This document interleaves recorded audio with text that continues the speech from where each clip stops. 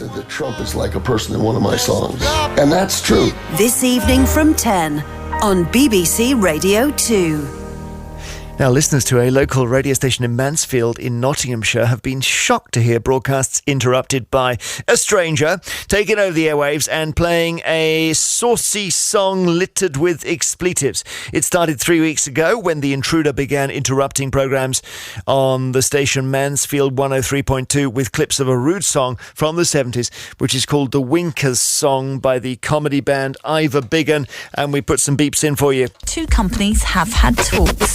That's the latest. Available at any time, and it's absolutely free. And that's why and it does make good. Bloody well should I? Well, so it's really made a mess of their broadcasting. The Winkers song has lots of swearing and innuendo. It's not one we can play in full. The interrupter broke into the station a few times with the song before he moved on to singing the song lyrics himself on the air. So again, let's have a listen, starting with the output, and then you'll hear it come in. Mansfield 103.2. It's the home of great music with Little Mix and no more sad songs. It does me good like a bloody ocean. And I'm always coming by bird. In fact, we can do it now. Let's talk to Robin, who's been... Robin, hello. I think we may well do that, actually, in just a couple of minutes' time. The radio station hijacker interrupted Mansfield 103.2 around a dozen times, using, it seems, a mobile transmitter. Station bosses can't stop the interruptions at the moment. They haven't yet been able to find out who he is, although a person on a motorbike with a Union Jack design on his helmet is under suspicion. You may have worked in local radio, you've had the same problem, or perhaps Mansfield 103.2 is your local station and you've heard this. Do call us 08000 288 291. Email vine@bbc.co.uk. We're joined by the Managing Director of Mansfield 103.2, Tony Delahunty. Hi, Tony. Hi, Jeremy, and it's really good of you to put this out on the airwaves because, quite frankly, we're very keen to catch whoever this fellow who's questionably a moron of bovine mentality is that's crashing into our airwaves, and certainly offensive to particularly very young people and young families with what gets out on the airwaves. Yeah, so you're just broadcasting your normal show, and then what happens? First of all, you might get a situation like when you played your last piece of music, Babylon, there. In the middle, there's a little... And then suddenly you get that clown shouting down it, or playing in that song which you have quite correctly called the Winker music from when it was first made, but has a very different connotation when it gets to our airwaves. Yes, and now I suppose the suspicion is that this person has somehow bought himself an amateur ready-made transmitter and is somehow able to lock onto your frequency. Is that right? That's perfectly correct. We have had 3 occasions so far where Ofcom have been...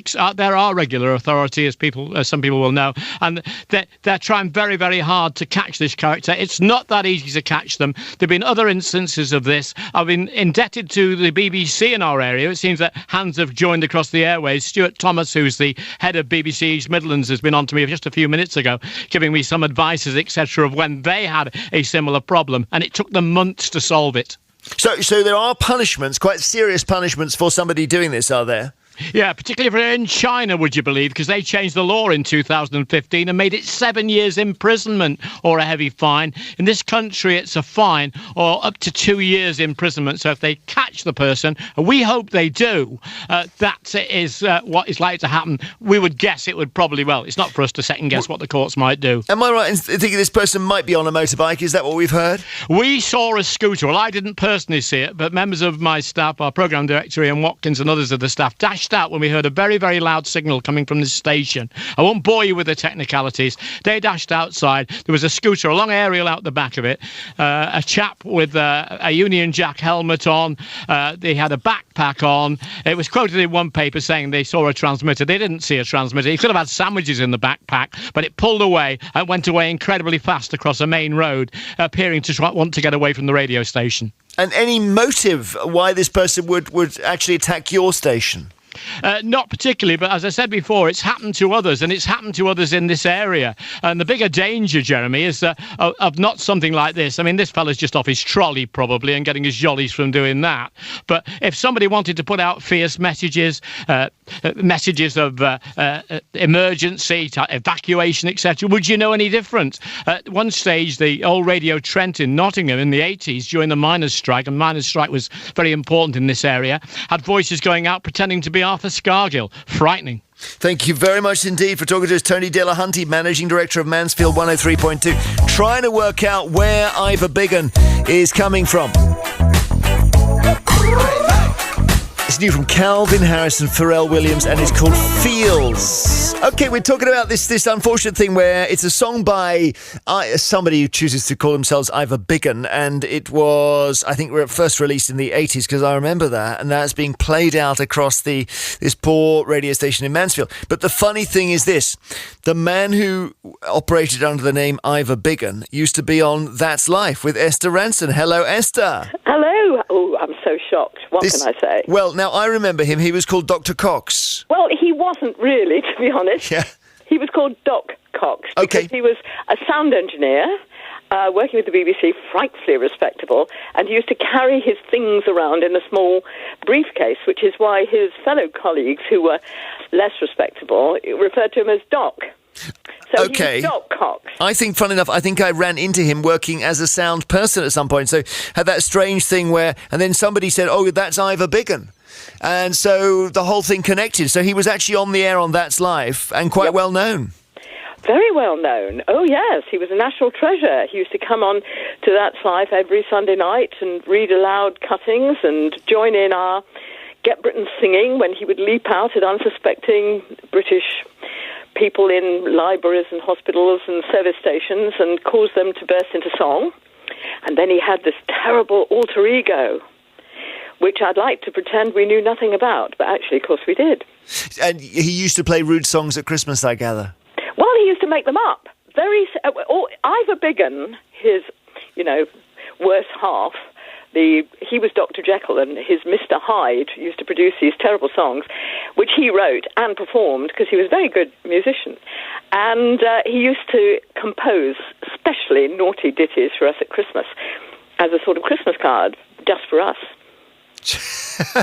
And of course, in those days, the two halves never really came together, did they, I suppose? Certainly not. I would have been horrified if I'd been seen to understand that this was actually Ivor Biggin sitting next to me.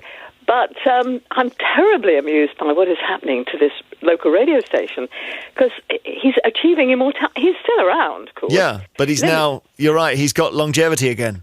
He's got immortality, and we're having a That's Life reunion tomorrow night.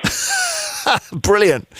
So he'll know the story. You won't have to tell him, but he will be amused by this. He will, absolutely. But is it breaking into very serious and important news bulletins and religious programmes? Heaven forfend. Well, it's certainly causing them some aggro. So yeah, we need to tell the story with a straight face. That's true. Of course. Of course. Thank you, Esther. Lovely to talk to you. And I hope it never happens to you, Jeremy. Oh, we worry about it every day. Well, I can understand that. Take care. And you. Bye. Esther Ranson, her very self. What about that? So of course, it's terrible for Mansfield 103.2, and they'll sort this guy on the motorbike out. Dr. Cox, or Doc Cox, who was on That's Life, who's also Ivor Biggin, isn't involved, except that his material's being used. He might not even know about it. Bruce in Bristol, this has happened to you in France. That's right, yes. I used to work on a radio station in France called Contact 94. And we broadcast in English to the Channel Islands, but this happened accidentally because the link between our studio and our transmitter used a frequency that was the same as some of the mobile phone calls in Jersey. So what would happen from time to time, my radio show would just be taken over by a phone call accidentally, and so some poor innocent person having a private phone call in Jersey was having their conversation broadcast over the whole island. Incredible. Thank you, Bruce. Roger Chiesa in Hemel Hempstead, you think that this is quite serious?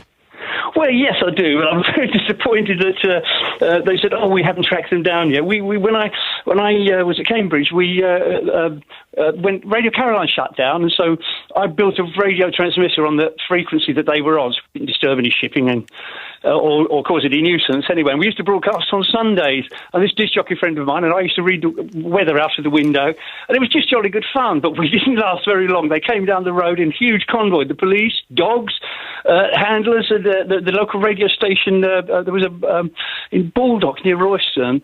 There's I don't know, so this big kind of wireless telegraphy area where they track us down from.